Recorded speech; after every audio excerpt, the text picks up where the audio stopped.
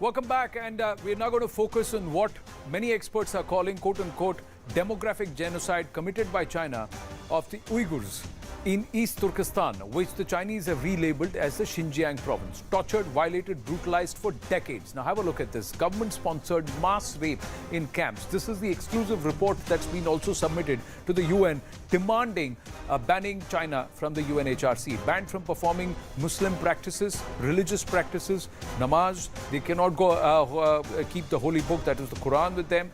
Going to the mosque. All of this has been stopped. Detained into re-education camps. That's what they call them. They brainwash them, tell them to move away from their practices, religious practices. Their children are separated from families. Uyghur girls are forced to marry Han Chinese. 80% of this region was Uyghur in the 1940s. Today, the Uyghurs are reduced to 45%. That's the demographic change that's been engineered. They've been sent into work, forced into for forced labor facilities across China. Measures imposed to even prevent births.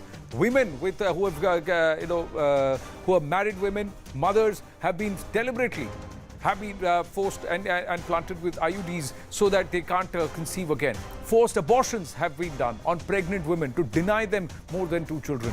And periodic drug administration on groups. China's Uyghur genocide is the question that we are asking. And why is the OIC silent? Why are nations like Pakistan, Malaysia, Indonesia all silent? Why is the OIC itself silent? Who at the drop of a hat try and pick up a Pak-driven narrative and try and raise questions about what is happening in India, what is happening in Jammu and Kashmir, etc. But about China, where the estimates are anywhere between 1 million to 3 million Uyghurs who have been kept in these concentration camps, they say nothing. Sreeram Chaulia, foreign affairs expert, professor and Dean, Jindal School of International Affairs, with us. Rushan Abbas, founder and executive director of the Campaign for Uyghurs, will be joining us. We've got Einar Tangen, political affairs commentator, joining us from Beijing. Good evening, Einar Tangen. Always good to have you. Yana Mir Chandani, political analyst and also editor of the Real Kashmir, joining us this evening. Sreeram Chaulia, isn't it time nations start asking China, and China is asked to pay a cost for its transgressions? You're very true. I mean, they are getting away with atrocious behavior on human rights across the Greater China region. We know the clampdown they've done in Hong Kong, for which they have been wrapped on the knuckles to some extent, but not fully.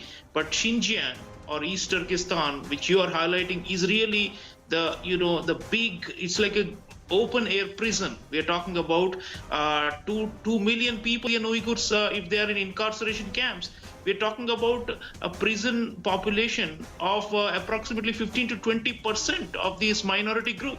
Have we ever heard of anything of this scale? So yes, China, what it has done is it has weaned away some of the Muslim majority countries which are members of the OIC and given them incentives and disincentives to try and prevent any kind of consensus. The same China has done in the UN Human Rights Council also, where some of these same poodles like Pakistan, like some of the Gulf monarchies which receive economic aid and benefits from China have taken China's side and have actually advocated for the Chinese line that actually Uyghurs are being civilized through these concentration camps, and that Islam is fine and that there's no problem there.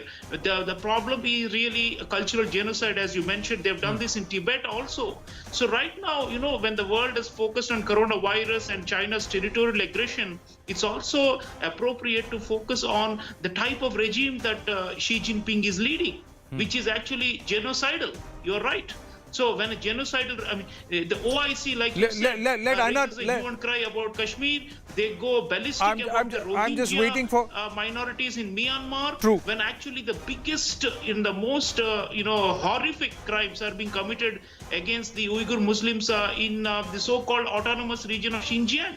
So True. Xinjiang itself historically does not belong to China. The Qing Empire in the late 19th century incorporated it forcibly, and then Mao's China, the People's Republic, imposed a draconian rule over there, and they call it autonomous region. What is the meaning of autonomy there? It's nothing.